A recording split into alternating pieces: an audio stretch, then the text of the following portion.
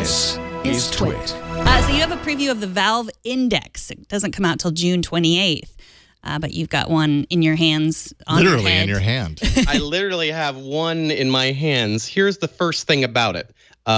It's so easy to go in a million directions about VR, but the first cool thing that Valve, and you may know Valve because of Steam VR. They allied with HTC to put out the HTC Vive back in 2016. So you kind of thought of that as the Valve/Steam VR system. Well, HTC has kind of gone in their own direction. They take the Steam VR license and make their own things. And Valve has said, we want to make our own. We have ideas, we have engineers, and we have manufacturing. We're going to make our own stuff. And it began years ago with this thing called the Knuckles. Now, what you may notice is I can let go of this controller. Don't drop it. And it doesn't come out because it's cinched around my knuckles. The idea being that in VR, sometimes you might be shooting a gun, pew, pew, pew. Sometimes you might just want to point a finger, and you can pull that out. Sometimes you can want to wave, give a peace sign, other finger gestures. Mm-hmm. They're all supported thanks to 87 sensors in this controller. And they've been working on this for years. Since the end of 2016, they've been showing off prototypes. And we all kind of thought, well, maybe they're just going to put that out as a thing to attach to another system you already own. And then they went one further and they said, oh, yeah, we're putting out an entire new headset, the Valve Index, which looks a lot like other computer virtual reality systems. For example, it's got a big cable on it, meaning it's not wireless. It's not like the Oculus Quest. It requires a computer. It requires wires. It even requires these little tracking boxes that you have to attach in your play space of choice. You can't just put it on like Oculus Quest and go. However, there's a reason that they've gone to all this extra trouble, because it is the most impressive display I have ever used when playing with VR. Now, I strap into a bunch of different headsets, ranging from your giant Oculus launches to sort of your smaller, nichier, weird headsets, some of the Windows mixed reality stuff that is kind of cheaper and full of compromise. The Valve Index uses a high refresh rate panel, meaning it's running at 120 hertz 120 hertz. So 120 frames of visuals a second beaming into your eyes. And you might think, well, these headsets already kind of run at high speeds at like 90 frames a second is sort of been the standard. Oculus Quest goes up to 72, which is pretty good. But once you get up to 120 and the other tricks in this, which I go at length about at Ars Technica, especially about sub-pixel density, meaning all of the ways that every little pixel as it's moving around that close to your face, how they all appear clearer and smoother and without a bunch of little crackling in between each of the lights. The result is something I can strap into for hours. I can put this thing on, sit at my desk with a keyboard and mouse, and use VR Space as a virtual monitor. There's an app called Virtual Desktop. You can actually use that on Oculus Quest as well. So I've been strapping into that, doing hours of typing, of emailing, mousing around, chatting on Slack with coworkers, watching movies, either my own or through Netflix. And it just doesn't put me in this swimmy sort of thing. Now, I've been testing VR a lot over the years, and I'm used to the thing where I have a thing on my face for, 30, 45 minutes, and I get out and my face has that, eyes have this weird swimmy and this doesn't do that. I can have this thing on and I'm like, oh, I could play this for hours. And that seems to be the point, because Valve has been teasing 3 virtual reality games that they've been working on. Now, Valve used to make video games. You might remember games like Half-Life and Portal and Left 4 Dead. And Valve hasn't really made games lately, and PC gamers have been wondering what the heck, what's going on, where's Half-Life, et cetera, et cetera, et cetera.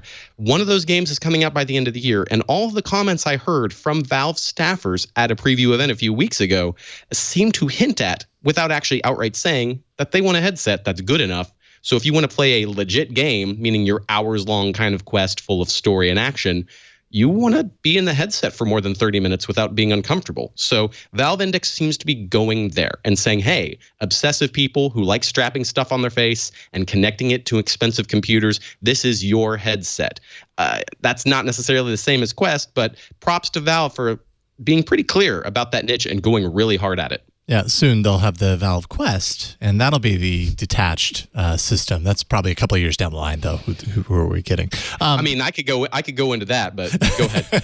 Well, the question that I have is about the controllers, because obviously there's a lot that's different here. I personally subscribe to the idea that as these VR headsets, the vision, the visible qualities of it get closer and closer to reality, that maybe that might be one of the things that makes them really kind of take over once people, aren't blocked by the idea that they can see the individual pixels and everything. Maybe that pulls them more into this alternate reality. But the controllers here are interesting, except for the fact that, developers are going to have to work in specifically tailored to this controller functionality within their games. Are they apt to do that, do you think? Oh, this is a chicken and egg problem, definitely. You'll notice I talked a lot about the headset because it's just very easy to say, if you buy this thing, it's great. You might want to skip that picture, depending on the audience. For those who were not watching, there was one of me testing out the finger capability of the controller. The problem is a pair of these is $280 standalone. That's $20 less than a Nintendo Switch. That's a crazy price to ask for controllers. And in my testing thus far, again, I'm in a preview state. This doesn't come out until June 28th. The headset's $500. The full system with the headset and controllers and sensors is $1,000. And if you just want to get a pair of these standalone to add to whatever else you already own, that's $280. And right now, they're not done. There's a lot of little things that aren't quite working. So sometimes the finger tracking is off. It won't actually get my fingers 100% accurate. And once it gets kind of close, you're in an uncanny valley. Like once you're beyond that abstraction of just trigger on, trigger off, once you've got this sort of dangly possibility, you start to look at it and go, oh, well, that's not 100% perfect, so I don't want to use it. So that's kind of a problem. And then on top of that, what if I want to make a VR game that sells? Like, what if I want to support as many people as possible? Why would I make a game that requires these extra finger tracking or this extra grip panel? There's a little thing that I can just squeeze here. You can't even see it, but it's a force-sensitive grip. The idea being that, like, if you're doing a wall climbing simulator or other sort of strange real-life facsimiles, you can have a grip replication. Okay, that sounds kind of cool and future science-y, but why would I make a game for that if these thing costs a lot of money and not everyone's going to buy it? So I think that's an actual big problem, and Valve essentially needs to get a game out there, like Super Mario 64 back on the N64. You may remember that weird three-pronged N64 controller, and everyone said, what the heck is that? Looks uncomfortable and terrible. But then Mario 64 came out, and everyone lost their minds because it had an analog stick, and you could move a 3D character in a way that did not suck. Mm-hmm. So this could be an equivalent, but we haven't seen any software like that yet. So until that appears, that is a giant question mark for the system.